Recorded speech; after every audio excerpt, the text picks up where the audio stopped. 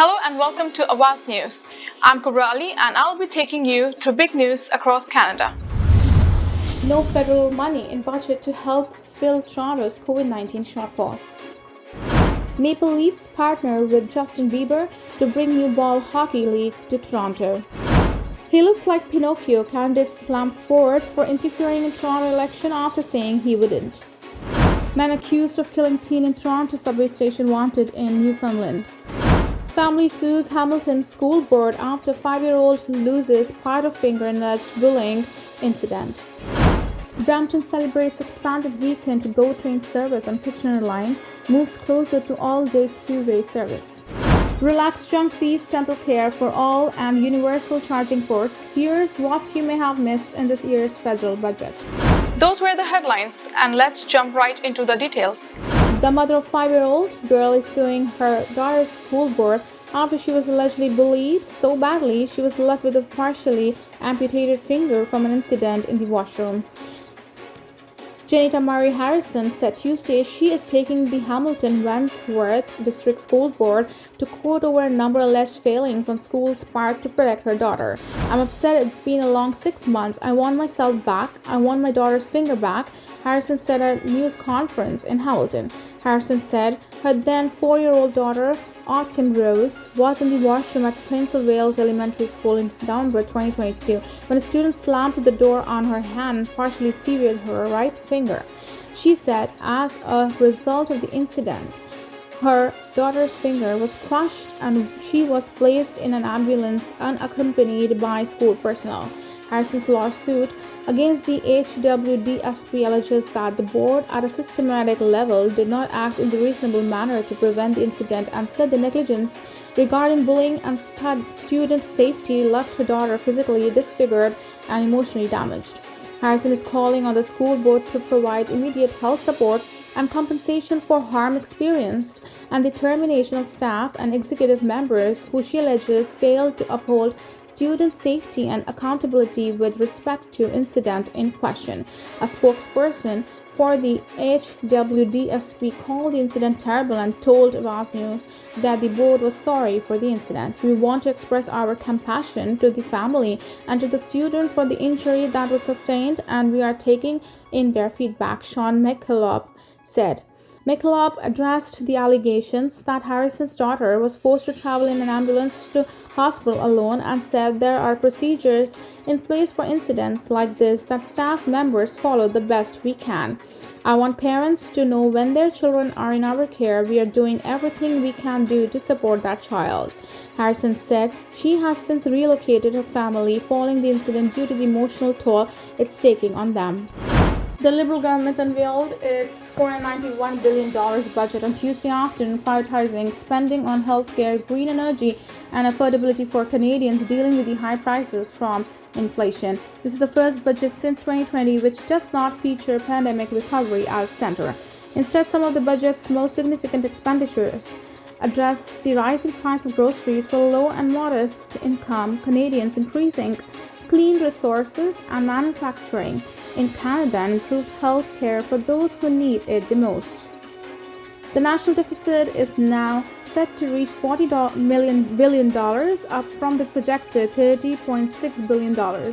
Finance Minister Chrystia Freeland said she will find $15 billion in savings by scaling back government travel, use of outside consultants, and the review of departmental spending. Also included in the budget are promises to appeal to Canadians from all walks of life, from grieving parents to small business owners. There's even a line for mobile device users who might be frustrated by the ever-changing charging ports on their phones.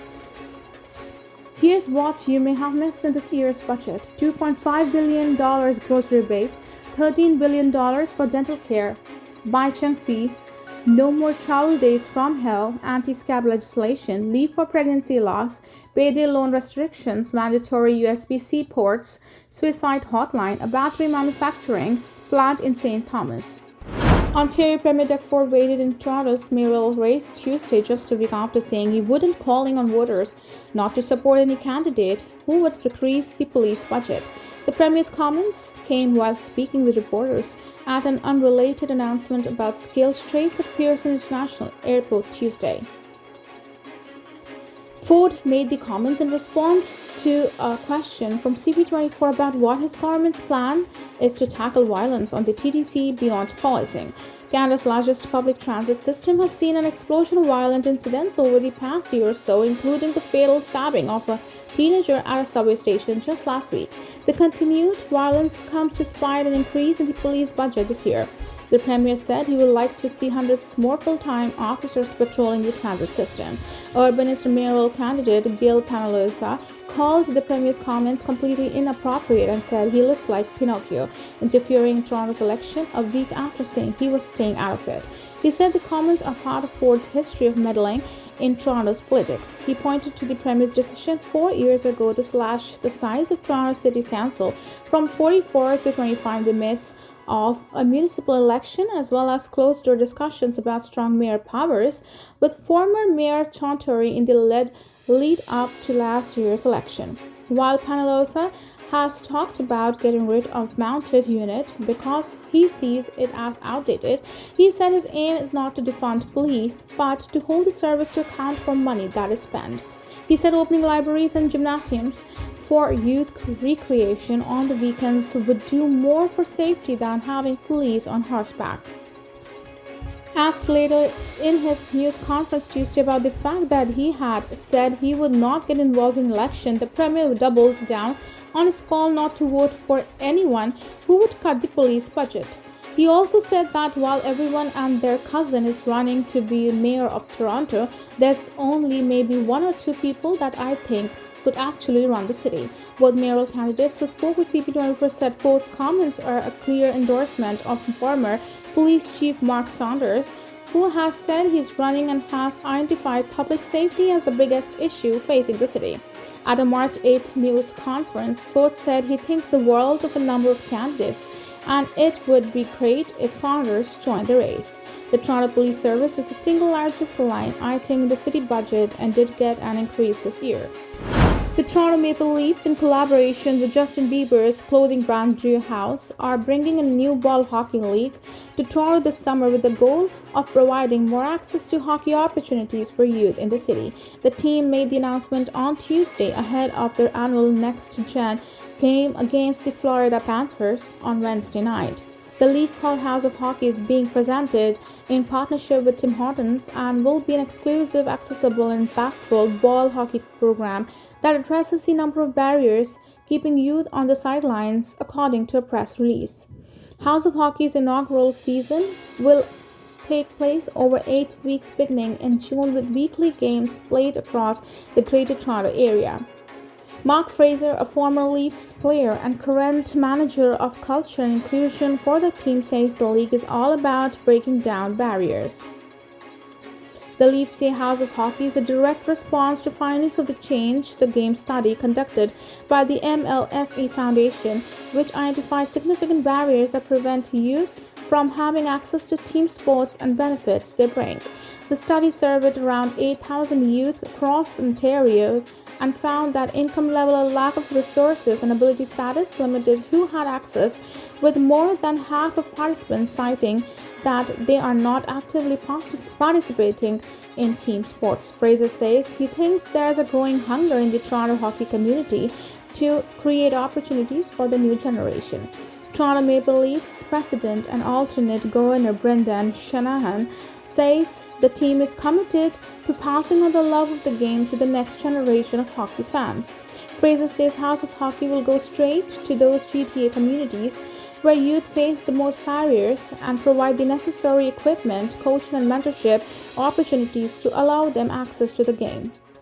There was no money set aside in the federal budget to help Toronto cover a nearly $1 billion COVID-19 related shortfall, its own spending plan. The city had been hoping that Ottawa would come forward with $235 million in funding to offset 2022 COVID-19 shortfalls, as well as a commitment for hundreds of millions to help it tackle a $933 million shortfall in its 2023 budget due to ongoing COVID-19 costs. But the budget tabled by Finance Minister Chrystia Freeland on Tuesday afternoon made no such promises. The provincial budget released last week also failed to include any significant funding for Toronto other than $48 million to help cover supportive housing costs. The federal government did come forward with funding to help municipalities offset their COVID-19 shortfalls in 2020 and 2021.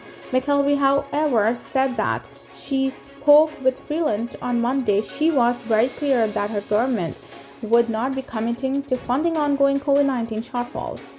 Today's federal budget comes 1 week after a report from Ernst & Young was released showing that the city could be facing $46.5 billion in fiscal pressures over the next decade. The report warned that the city financial situation is so dire that its very fiscal stability and the sustainability of its service levels will be threatened without action. Starting April 8, 2023, Brampton residents will enjoy expanded regular weekend GO train service on the Kitchener GO line. This is a significant step towards achieving all-day two-way GO train service, and Metrolinx is now accepting requests for qualification and quote for the design of a new south platform and third track in downtown Brampton to further improve train services in the area. Mayor Patrick Brown and members of council have been advocating for the expansion of all-day two-way GO train service for years, making it recurring provincial priority during budget advocacy days. Their efforts, along with those of Regional Councillor Paul Vicente and other councillors, have contributed to this achievement. The expanded train service is expected to improve transportation options for Brampton residents and boost the local economy by making it easier for people to commute to and from work. The implementation of these changes represents a significant milestone for Brampton, and the future looks bright for its transportation system. Thank you for tuning in. I'm Kubra Ali. I'll see you back tomorrow, same time, same channel. Have a good night.